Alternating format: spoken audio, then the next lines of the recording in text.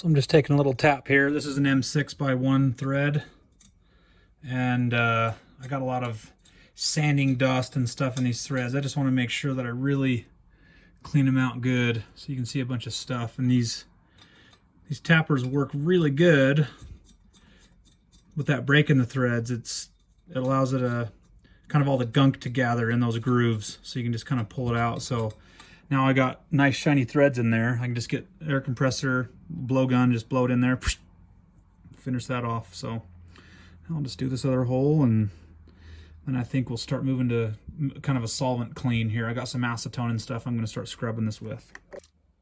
All right, so I pressed the bearings out. I could press them back in. All right, so here's your bell crank. When I took the case apart, the bearings were in the case. They were tight fit.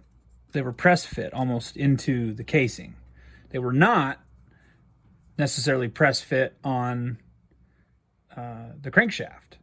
So looking at the manual is kind of the tiebreaker in terms of, should I press it in? Should I, how should I get these things on? The manual says, I think we're going to have better luck if we actually heat up the case to, I don't know, something in Celsius. I'll put that on the screen right now. But so heating it up to expand the metal just a little bit. I don't think, it doesn't necessarily say to put the bearings in the freezer, but that probably wouldn't hurt if I did that. So I could put the bearings in the freezer for, I don't know, 20 minutes and then come out here and blast it with a little bit of heat. That would increase my chances that they will just slide in with no problem. So I've decided to go with the manual on this one.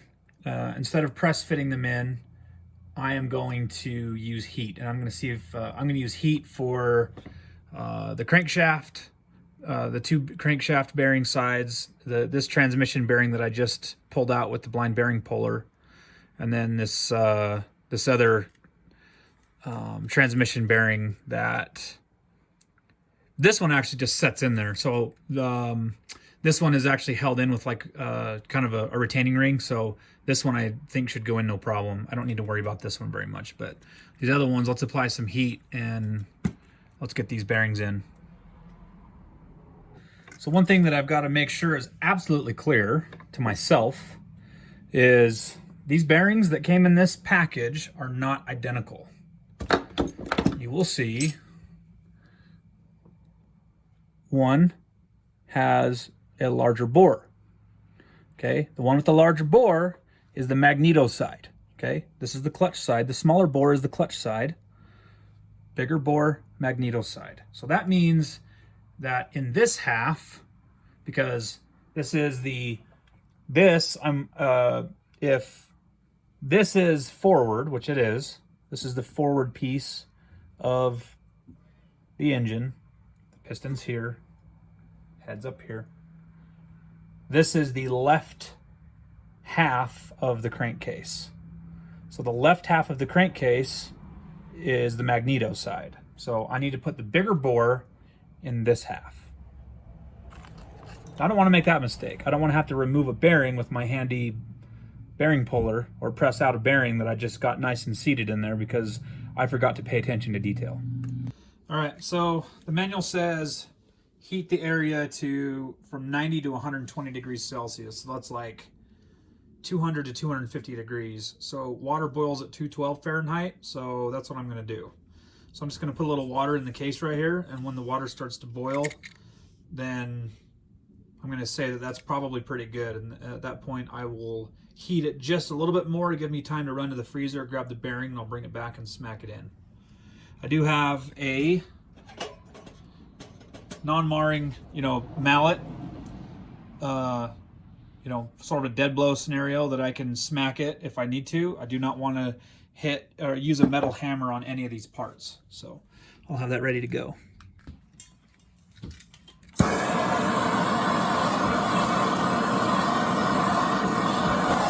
Pretty close. Now it's boiling, so now I'm going to heat it just a little bit more so I have time to run to the freezer. Okay, so this is a cold bearing that's been in the freezer for about 20 minutes. Heat that up a little bit.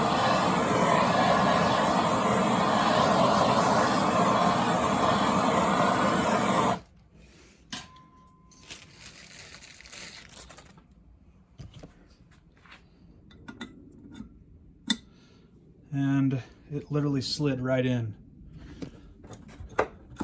No smacking necessary. So I think this is actually probably, I mean, did you see that? Like, I didn't even have to hit it with my hammer. It just literally slid right in there.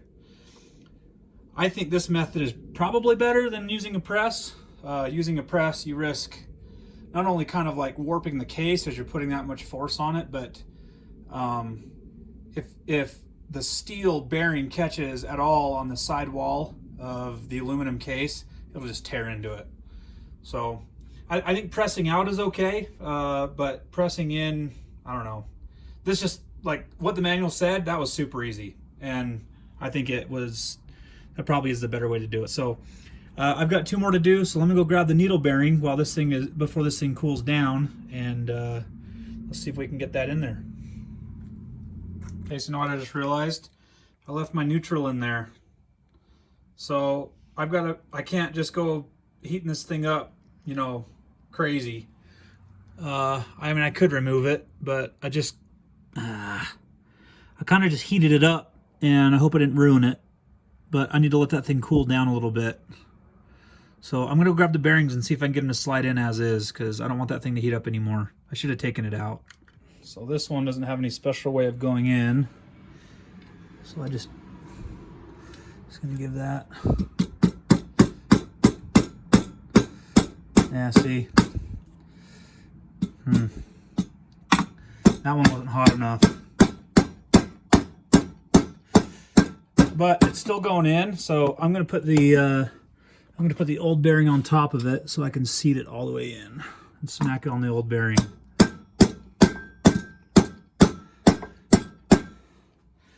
There we go.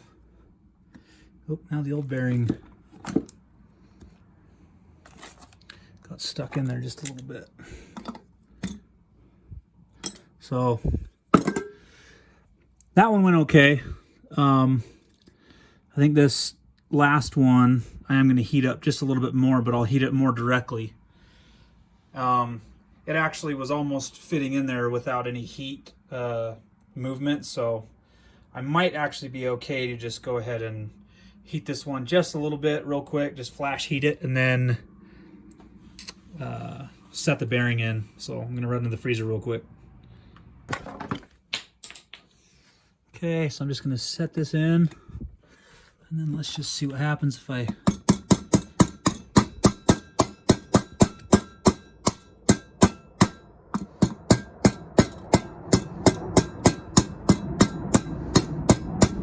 That actually went on pretty good. Is it in?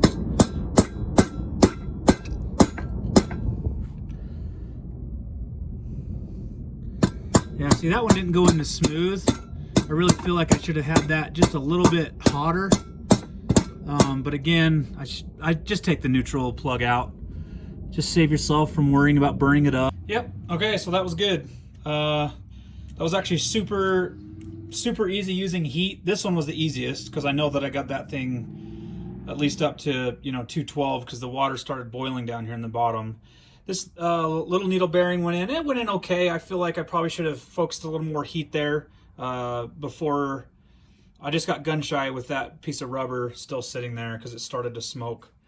And then this last bearing actually went in pretty easily. So that completes that side. I will say that the engine stand made this whole process so much easier. I can blast it with some heat, you know, on my workbench here. I don't have to worry about it burning anything. Holds everything, you know, really stable. For, you know, the hour that it took to weld the thing, cut and weld the thing together and you know, it really wasn't that big a deal. I don't know, maybe at somewhere in this video I'll highlight kind of what the dimensions are and stuff. But again, I really just kind of copied it off of some guy on YouTube who deserves credit, so. All right, the bearings are installed on that one. So now I'm going to move over to this half. I still haven't removed the bearings from this half, so I got to pull out the oil seals and the bearings. I'm just going to press these out over at my press, and then we'll reinstall. I think we're going to use the same process as we did on this half. Okay, so now I've got the other crankcase half loaded in the holder here. Just going to remove this oil seal. Pops out pretty easy. I'm replacing that bearing. You can kind of see how it's It's not corroded. I mean, there's some corrosion on there and a little bit of rust. When I spin it, it actually feels pretty good still, but regardless, this is a rebuild, so we're just gonna replace it. So, okay, so I'm at my press. So the last thing I wanna do is mar this perfectly lapped surface that I've worked so hard on.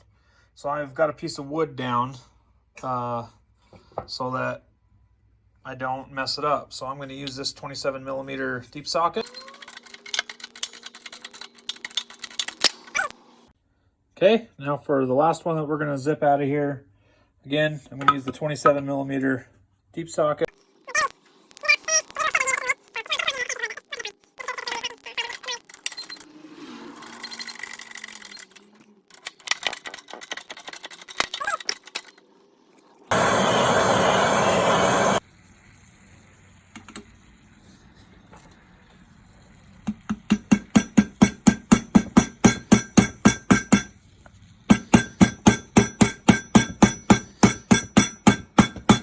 Ooh, that one's not going in as easy, is it? I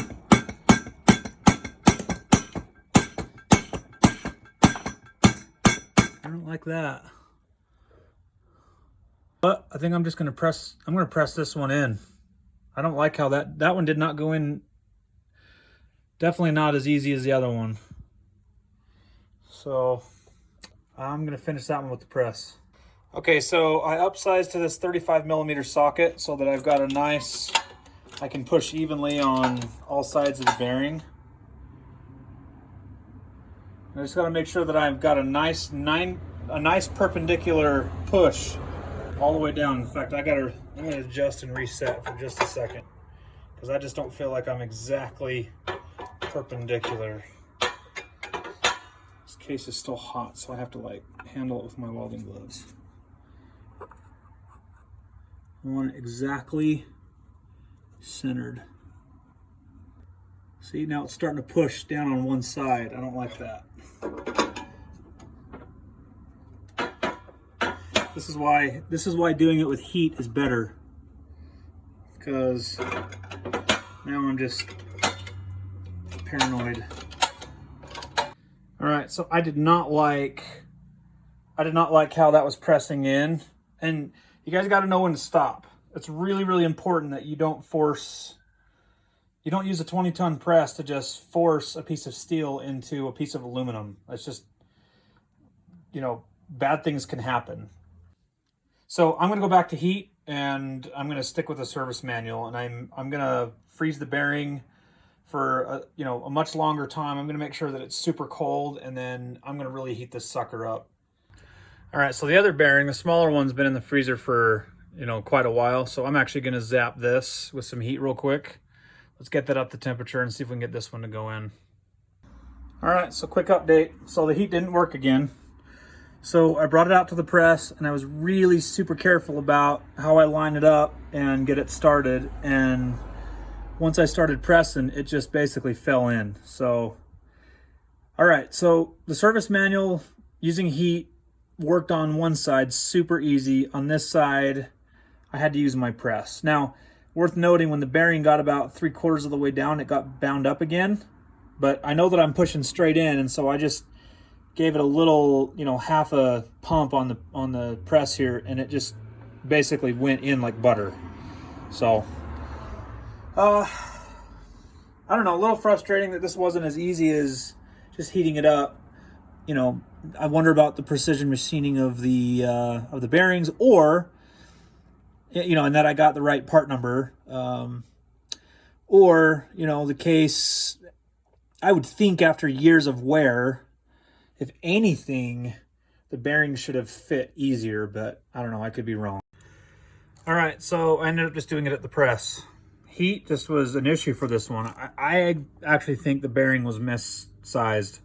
So I hope that doesn't give me an issue getting the bell crank in there. But so the next step is going to be I'm going to install the other half of the case on the engine mount or on the engine stand, and then from there I'm going to install the bell crank from one side, And then you're supposed to have a special tool to basically compress the crankcase halves together, because getting this side of the bell crank on is going to be a little bit tough. So it is a tight fit around the shaft. So we'll I'm going to see if I can figure out a way to do it without having that special Yamaha tool. If not, I'll end up just making a tool, or I'll figure something out.